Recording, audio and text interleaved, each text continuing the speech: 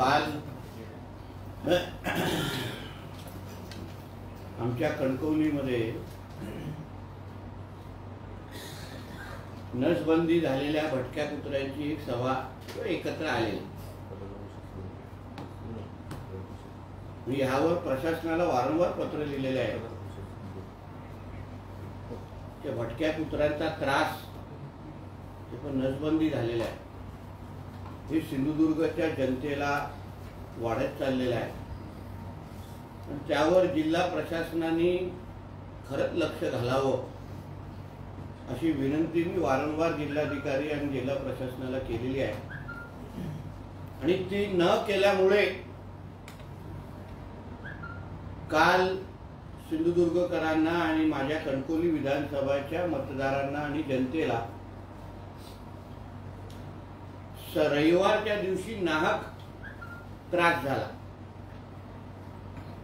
मला असंख्य माझ्या मतदारांनी फोन केले, संपर्क साधला आणि त्यांनी चिडून मला हक्काने सांगितलं की नितेशजी तुम्ही ह्याच्यात पडू नका. या मतदारसंघाची जनता ही तुमच्या बरोबर आहे आणि ज्यांनी ज्यांनी तुम्हाला काल शिवाशाप दिला, खालच्या पातळीची टीका केली, त्यांना उत्तर देण्याचं काम आम्हीच लोकसभा आणि विधानसभेमध्ये करणार आहोत. गावागावामध्ये आमच्या महायुती सरकारच्या माध्यमातून सुरू असलेला विकास, गावागावामध्ये होत असलेले भूमिपूजनाचे कार्यक्रम आणि त्याचबरोबर मोठ्या प्रमाणामध्ये होणारे प्रवेश, हे सगळं बघितल्यानंतर मला कालच्या सभेची दखल पण घ्यायसारखी वाटत नाही. मला माझ्या मतदारसंघाचा विकास करण्यासाठी आणि माझ्या जनतेला सुरक्षित ठेवण्यासाठी मला लोकप्रतिनिधी म्हणून गेली 10 वर्षापासून निवडून दिलेला आहे. माझ्या मतदारांना, माझ्या जनतेला त्रास व्हावा, उगाच माझ्या मतदारसंघाच्या कानोकोपऱ्यामध्ये पोलिसांचे फौजफाटे उभे राहावेत, अशा कुठल्याही पद्धतीचं वातावरण मी खराब करणार नाही. अशाच पद्धतीच्या सभा 2019ला पण झालेली. हेच उद्धव ठाकरे तेव्हा आलेले त्यांच्या उमेदवाराच्या प्रचारासाठी.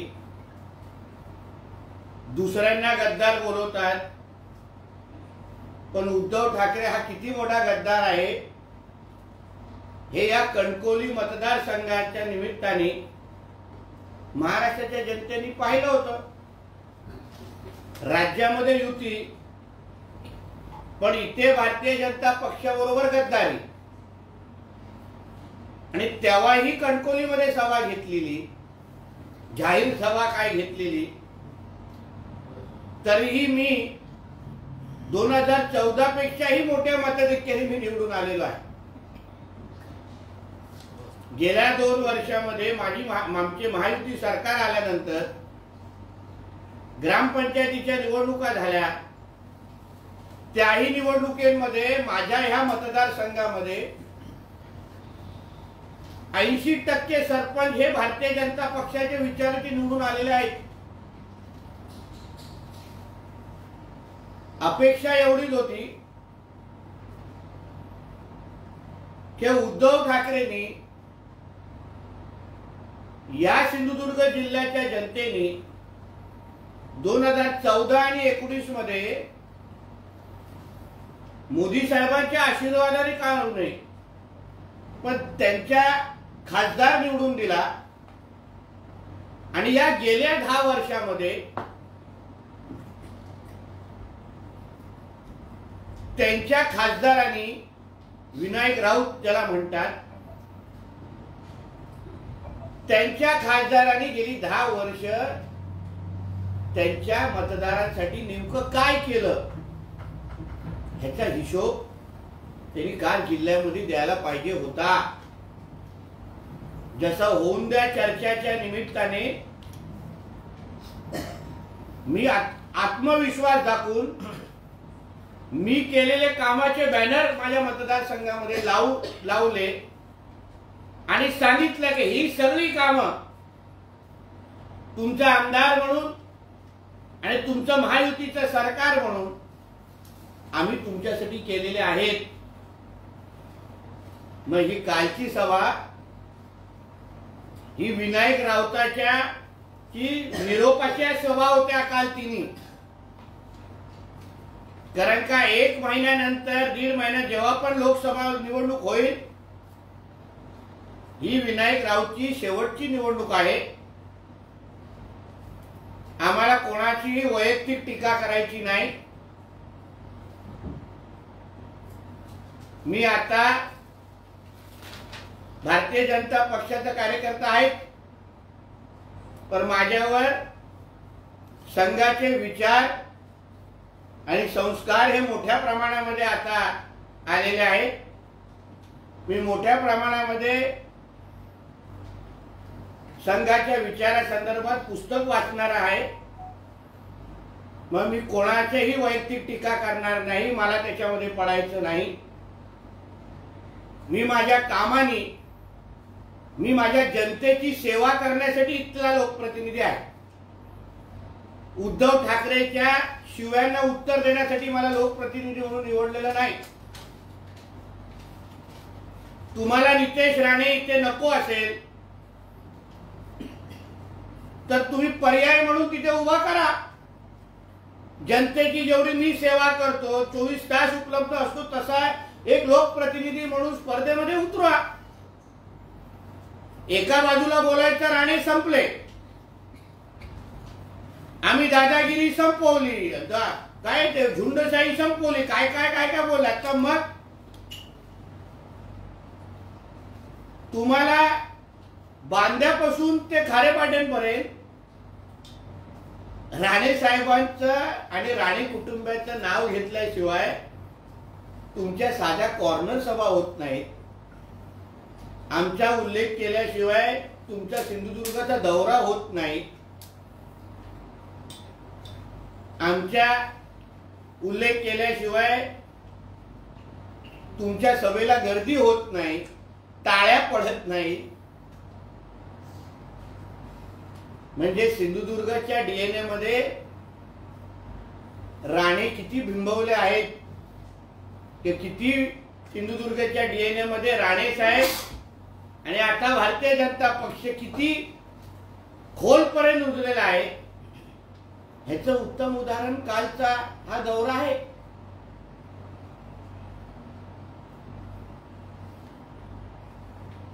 म्हणून यापुढे तुम्हाला कोणाला हे जे काही उभाटाचे कोण लोक आहेत त्यांची अपेक्षा आहे की माझ्या मतदारसंघाचं वातावरण मी खराब करीन, राणे करत बसीन, तसं काही होणार नाही. येणाऱ्या आता म्हणजे घोडा मैदान तसं लांब नाहीये, लोकसभा आणि विधानसभा जवळच आहे. या लोकसभेमध्ये सिंधुदुर्ग रत्नागिरीचा महायुतीचा जो पण खासदारचा उमेदवार असेल त्याला जिंकवण्यामध्ये किंवा जिंकून आणण्यामध्ये कणकवली मतदारसंघाचा सिंहाचा वाटा असेल. माझे मतदार जेवढ्या मला शिव्या काळ घातल्या, जेवढ्या खालच्या पातळीची टीका केली, त्याच्या सगळ्याचं प्रतिउत्तर हे येणाऱ्या लोकसभेमध्ये जनता हे लोकांना देईल एवढं माझा ठाम विश्वास आहे. तुम्ही इथे येऊन मोदीजी असतील, आमचे देवेंद्र फडणवीस साहेब असतील, सगळ्या लोकांना टीका एका बाजूला करता. मग मला उद्धव ठाकरेंना आज पण विचारायचे, जास्त लांब गेले नाहीत, राजापूरला जाईल, नंतर कदाचित रत्नागिरीला पोचले असतील. आत्ताही सांगतो, तुमच्या मुलाच्या डोक्यावर हात ठेवून सांगा महाराष्ट्राच्या जनतेला की तुम्ही भारतीय जनता पक्षाबरोबर परत युती करण्यासाठी किती प्रयत्न करता आहात. पलटी मारण्यासाठी तुम्ही आतुर आहात. कोणाला कुठे, मुंबईच्या कुठल्या हॉटेलमध्ये, दिल्लीच्या कुठल्या गेस्ट हाऊस मध्ये कसे फोन जात आहेत, कशा बैठका होत आहेत, आणि कुठल्याही अतिशर्ती विना मला परत घ्या असा सांगणारा हाच उद्धव ठाकरे. आणि उद्धव ठाकरेचा प्रस्ताव भारतीय जनता पक्षाकडे आहे. त्याबद्दल काय करायचे आमचं पक्षश्रेष्ठी बघतील. मग तुम्ही कुठल्या तोंडाने जाहीर भाषणामध्ये भारतीय जनता पक्षावर टीका करत आहात, मोदी साहेबांवर टीका करत आहात. ज्या इंडिया अलायन्स आणि महाविकास आघाडीमध्ये बसून तुम्ही तिथे जागा वाटप करतात, त्यांच्या पण पाठीवर खंजीर खुपसण्याचं काम तुम्ही आताही करताय. मी परत सांगतो का हा खरंच हिंदू हृदय सम्राट बाळासाहेब ठाकरेंचा मुलगा आहे का, याचा खरंच तपास झाला पाहिजे. याचा डीएनए तपासलं पाहिजे. बाळासाहेबांचा कुठलाही गुण ह्यांनी काय घेतलेला नाही. बाळासाहेबांच्या रक्तात गद्दारी नव्हती, पण ह्याच्या नसानसामध्ये गद्दारी भिनलेली आहे. म्हणून मी परत सांगतो की मी माझं काम करत राहणार. मी माझ्या जनतेचा विकास करत राहणार. माझ्या कामातून मला जनतेची सेवा करायची आहे. आणि हे जे काही टीका टिप्पणी शिवाय साथ देणारे, हे जे काही प्राणी काल आलेले, भटके कुत्रे जे आलेले, त्यांना उत्तर माझी जनता, माझे मतदार निश्चित पद्धतीने देतील, एवढा माझा ठाम विश्वास आहे. काय आपले प्रश्न असेल?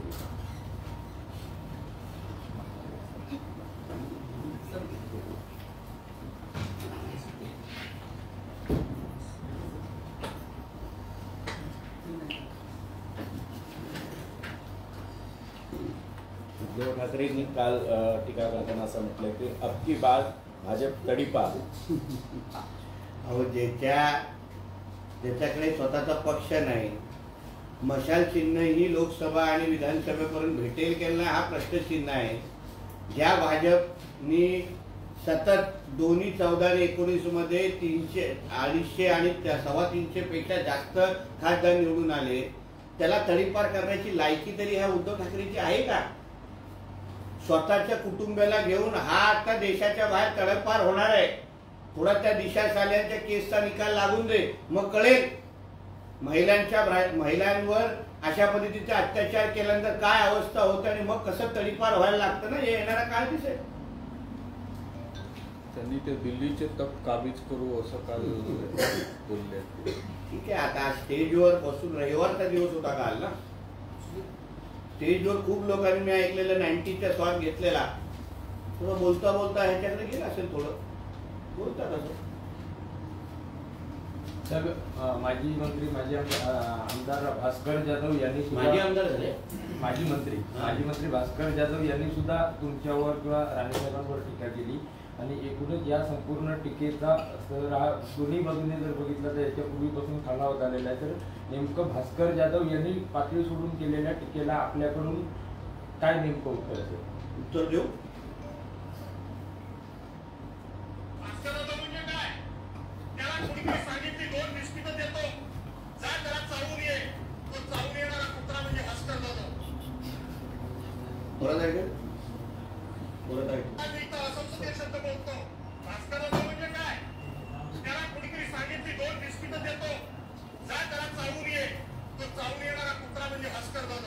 याला कसं काय उत्तर नाही, तो सांगितलंय हे तुमच्या प्रश्नाचं उत्तर आहे. साहेब भास्कर जाधव असेही म्हणाले की प्रबोधनकार ठाकरे, त्यानंतर बाळासाहेब ठाकरे, त्यानंतर उद्धव ठाकरे आणि आता आदित्य ठाकरे, त्या ठाकरे घराण्याच्या 4 पिढ्या ज्या आहेत त्या महाराष्ट्राला, त्याचबरोबर ज्या आमदार मंत्री झाले त्या लोकांना एक आधार देण्याचं काम करतात आणि त्यांच्याशीच गद्दारी केली जाते. 4 पिढ्या ठाकरेंच्या योगदान देत आहेत.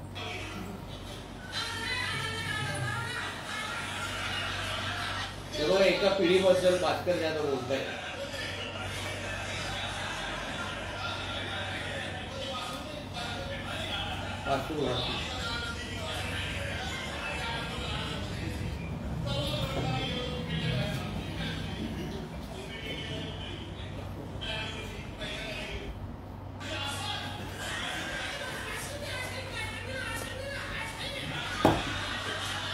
असं कसं काल त्यांनी विचारलं ना, मजा नाही. याच्यात थेट बाळासाहेबांवर टीका केली आहे. मला अजून डिटेल देतो.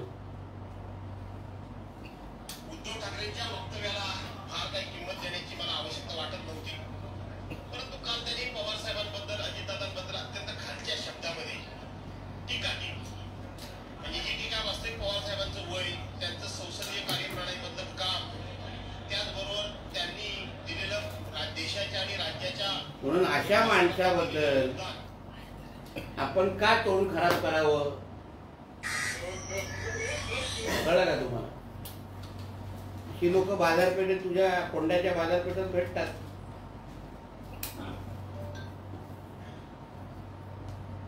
आणि उद्धव ठाकरेला आजकाल अशीच माणसं चालतात रे बाबा. अजून घाणेरडं होतं पण ते भेटत नाही. साहेब, काल त्यांनी नरेंद्र मोदी पंतप्रधान सिंधुदुर्ग किल्ल्यावर गेले नाहीत आणि शिवरायांच्या मंदिराचं दर्शन घेतलं, ही एक मोठा विषय त्यांनी मांडला होता. कोणी? उद्धव ठाकरे यांनी. सिंधुदुर्ग काय? सिंधुदुर्ग किल्ल्यावर गेले नाही, पंतप्रधान मोदीच्या दौऱ्यावर आले होते. अरे बाबा, जो सन्मान आदरणीय मोदी साहेबांनी छत्रपती शिवरायांचा आणि सिंधुदुर्ग किल्ला आणि सिंधुदुर्गात आणि कोकणाचा केला ना, त्याच्यात एक पट पण ह्या उद्धव ठाकरेंनी त्याच्या आयुष्यामध्ये केलेला नाही. म्हणून त्यांनी कोणाबद्दल बोलतो ह्याची थोडी लायकी बघून स्वतःची बोलावं. आज पंतप्रधानांच्या त्या दौऱ्यामुळे तुम्ही त्या राजकोटच्या या परिसरामध्ये जावा, किती पर्यटक तिथे फिरतायत, किती तिथे गर्दी वाढलेली आहे, आजूबाजूच्या लोकांचे व्यवसाय किती वाढलेले आहेत. हे आता या 3 लोकांना नाही करणार. पंतप्रधान आहेत ते, हा पोलीस पाटील बनण्याच्या लायकीचा नाही.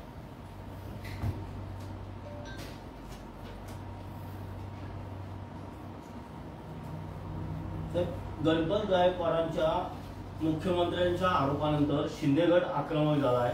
मुख्यमंत्र्यांवर आरोप खपवून घेतले जाणार नाही, गायकवाडांवर कडक कारवाई करा अशी मागणी शिंदेच्या मंत्र्यांनी फडणवीसांनी केली आहे. मला असं वाटतं त्या बाबतीतची भूमिका आमच्या आदरणीय फडणवीस साहेब आपल्या सगळ्यांचं समोर मांडतील. आता नेमकं काय आरोप झाले, काय मंत्रिमंडळात झाले हे अजूनपर्यंत मला माहित नाही. तर त्या बाबतीची माहिती आमच्या आदरणीय देवेंद्र फडणवीस साहेब देतील. धमक्या आणि खंडणीचे फोन येत असल्यामुळे इंजिनियर्स आणि कंत्राटदारांनी मुख्यमंत्र्यांना एक पत्र लिहिलं आहे की राजकीय वैमनस्यातून सरकारी इंजिनियर्स आणि कंत्राटदारांना धमकी, खंडणी आणि गुंडगिरीपासून रक्षणासाठी कायदा बनवण्याची मागणी त्यांनी केली आहे. असं असेल तर ह्या बाबतीची दखल आमचे आदरणीय मुख्यमंत्री निश्चित पद्धतीने घेतील. आणि इंजिनियर असो, कंत्राटदार असो, कोणी असो, महाराष्ट्राच्या प्रत्येक नागरिकाचं संरक्षण करण्याची जबाबदारी आमच्या या महायुती सरकारची आहे. हे वसुली सरकार नाही आहे उद्धव ठाकरेचं, हे महायुतीचं सरकार आहे. म्हणून इथे प्रत्येकाचं संरक्षण करण्याचं काम आमचं सरकार करेल, त्याच्याबद्दल कोणीही चिंता करू नये.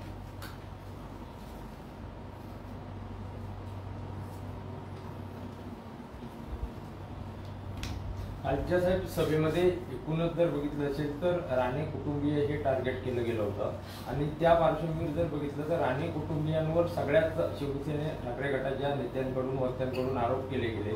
असं असताना मात्र यापूर्वी एकेकाळी राणेंचे विरोधक असलेले शिक्षण मंत्री दीपक केसरकर हे गेले काही दिवस राणे साहेबांचं असेल किंवा आपलं राणे कुटुंबियांचं कौतुक करतात. तर लोकसभेच्या पार्श्वभूमीवर केसरकर साहेबांच्या झालेल्या बोलण्यामधल्या या फरकाकडे तुम्ही कसं स्वागतार्ह आहे.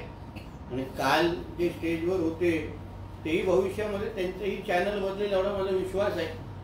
त्यांना काय शेवटी सिंधुदुर्गाच्या जनतेला माहिती आहे की इथे राणे साहेब शिवाय दुसरा पर्याय नाही. आज केसरकरजींना कळलेलं आहे. उद्या उद्धव ठाकरेवर बसलेले हे जे काय बाकीचे लोक होते तेही एक दिवस राणे साहेबांचं गुणगान गातील एवढं विश्वासाने सांगतो. त्याच्यात काही गुणगान गाणारे माझी लोक होती तिकडे. आता ते परत काही वर्षामध्ये करतील. थोडं वाट पहा. जास्त लांब नाहीये. घोडा मैदान जास्त लांब नाही हो.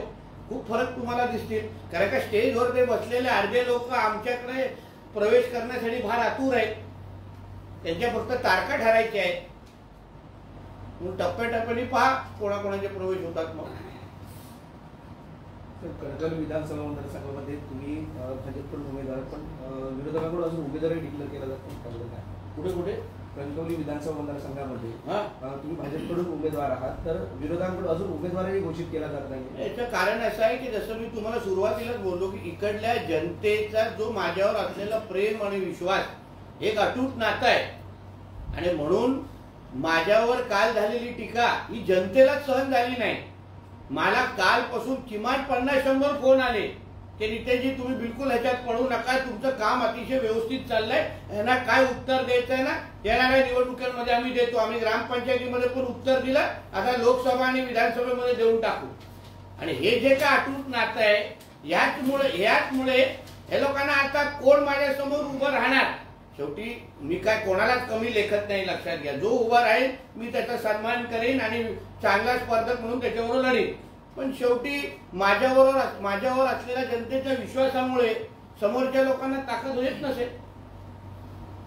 ठाण्याचे माजी महापौर नरेंद्र म्हस्के म्हणतायत की शिवसेना प्रमुख असताना लाखो लोक यायचे सभेला आणि तुमच्याकडे आता 100 लोकांमध्ये पण सुद्धा सभा घेता हे वाईट वाटतं. आणि तुमचा त्यांनी उल्लेख केलाय त्यावेळी नितेश राणे तुम्हाला बोलले होते की आम्ही लोक तुम्हाला देतो त्या ठिकाणी सभा घ्या म्हणून. आता कालच्या कणकवलीच्या सभेमध्ये तुम्ही बघा किती कणकवली विधानसभेचे लोक किती होते. राजापूरचे किती आलेले. मग आजूबाजू म्हणजे जिल्ह्याच्या उर्वरित ठिकाणापासून कसं मागवलेलं. म्हणजे ह्या ज्या विधानसभेमध्ये तुमची 100-200 लोक पण त्या विधानसभेची जमत नाही. तुम्ही कशाला त्या आमदाराला लोकप्रतिनिधीला आणि त्या मतदारांच्या नादी लागतात. म्हणून जे मस्के बोलले ते बरोबरच आहो.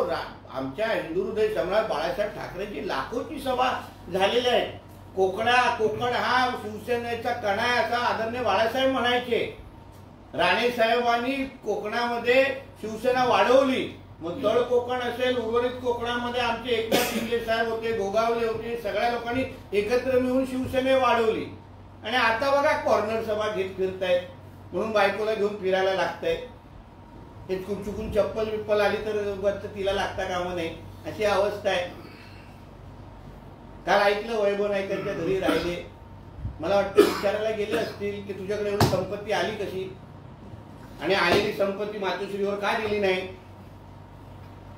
वैभव बसल्या असतील काल हिशोब करण्यासाठी. अँटी करप्शनची एवढी मोठी रेड पडते म्हणजे तुझ्याकडे खूप पैसा आहे वैभव. तो मातोश्रीवर का पोहोचवला नाही हे हिशोब करण्यासाठी काल रात्री लायले असतील असा माझा अंदाज आहे. साबण आणि टॉवेल घेऊन जातात. आम्हाला अनुभव आहे असा जुना. आमच्याकडे पण राहायचे कणकवलीच्या घरी साबण आणि टॉवेल गाडीत टाकतात डायरेक्ट. जसं आता तुम्ही वैभव या नावाचा उल्लेख केला. काल भास्कर जाधव असं भाषण करताना वैभव मान्याचे 4 वेळा उद्धव हो ही उद्धव ठाकरेची तो न कळत इज्जत काढत होता. बाळासाहेब असताना कोणाची हिंमत झाली असती का. असं आहे बाळासाहेबांना एकीने नाव घेण्याची.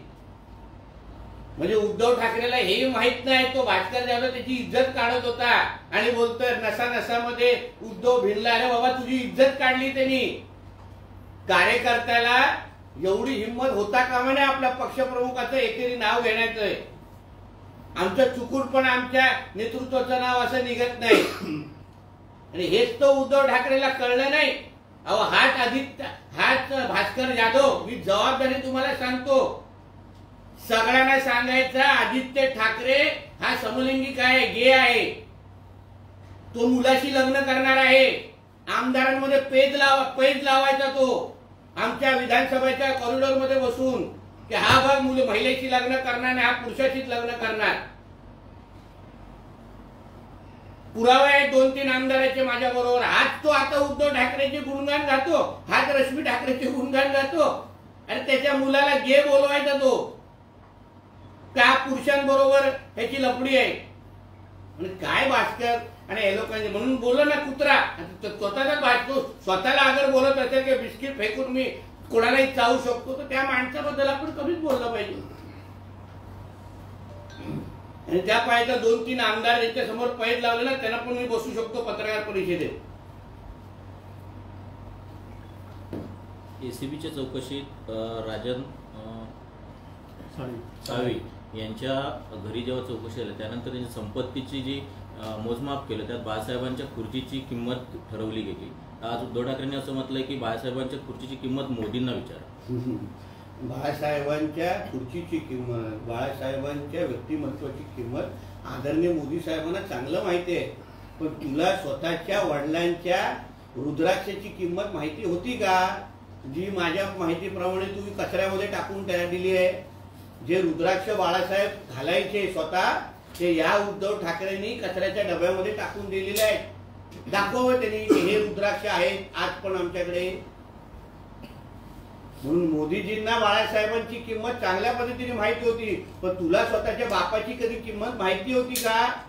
बाळासाहेब हा किती उंच माणूस होता, काय त्यांचा व्यक्तिमत्व होता हे उद्धव ठाकरेला कधीच कळणार नाही.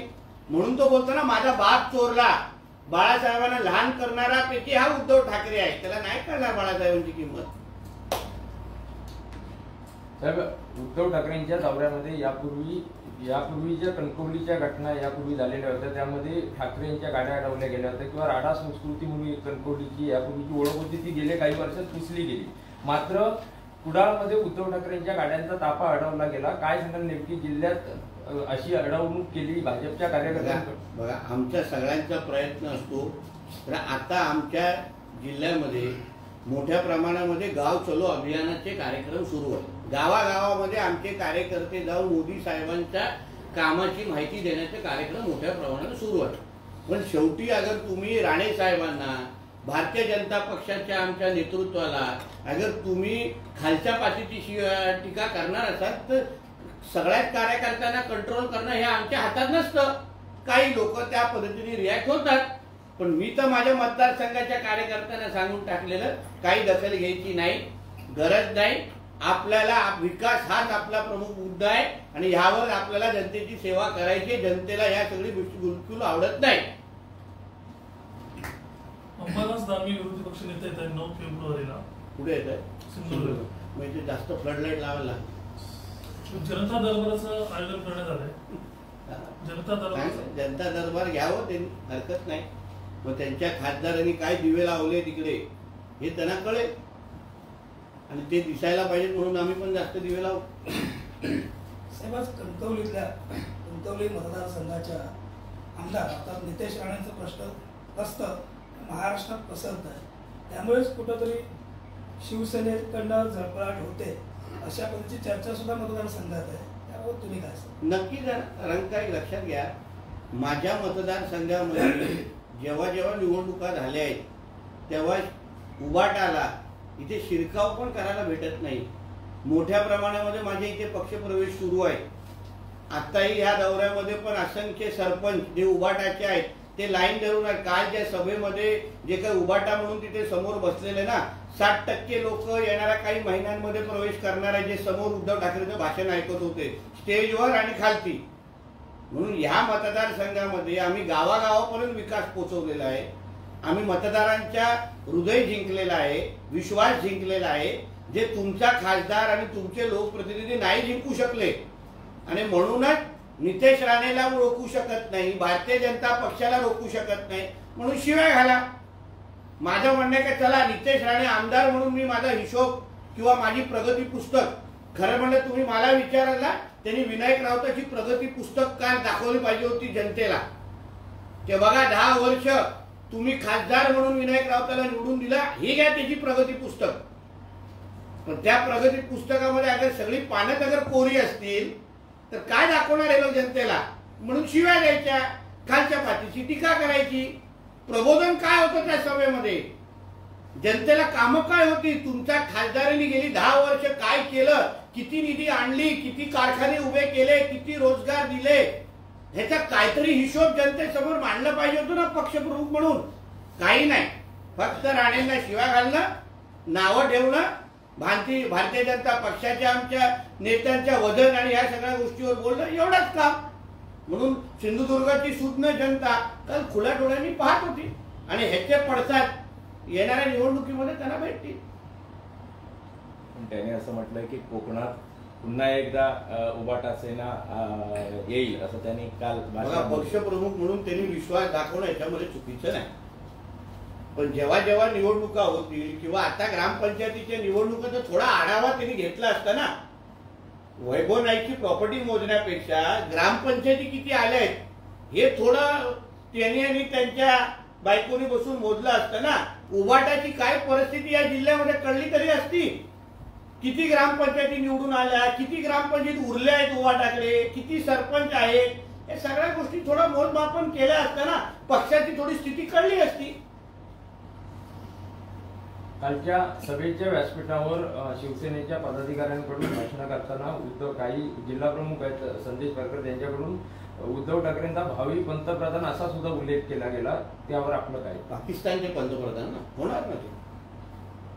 भारतामध्ये मोदी साहेब आणि भारतीय जनता पक्षाच्यामुळे त्यांना चान्स, कोणाला दुसऱ्याला चान्सच नाही.